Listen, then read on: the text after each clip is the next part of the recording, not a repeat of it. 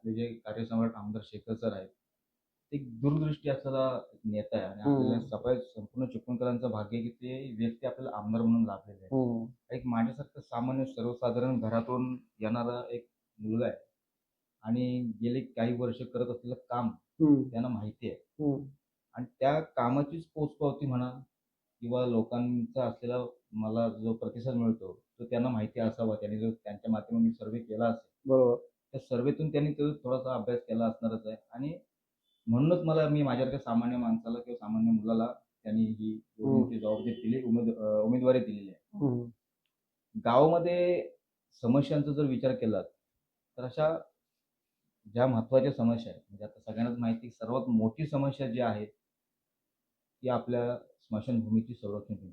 तर हे आमच्या गावातील कोणत्याही उमेदवाराला जरी प्रत्येक विचारलं समाजासाठी. तरी तो बरोबर.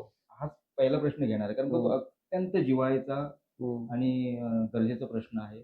मागच्या प्रचार सभेमध्ये आमदारकीच्या प्रचार सभेला मीच भाषणामध्ये म्हणालो होतो सरांना, सरांच्या समोरच म्हणालो होतो, "सर ही जर संरक्षण भिंत नाही झाली, तर भविष्यामध्ये आम्हाला नदीमध्ये असं सोडून द्यावं लागेल."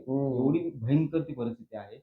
आणि हे बोलल्याच्या नंतर नुसतं बोलून मी थांबलो नव्हतो. इलेक्शनच्या नंतर निकाल लागला. निकालाच्या नंतर मी सातत्यानं सरांच्या ह्या विषयावरती पाठपुरावा करतोय.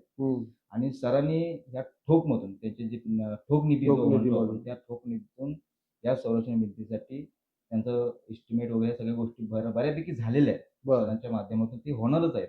तर जवळपास अगदी 50% काम झालंय म्हणा, थोडासा बाकी म्हणजे माझं जर प्राधान्य पहिलं असणार आहे की ती संरक्षण भिंत होणं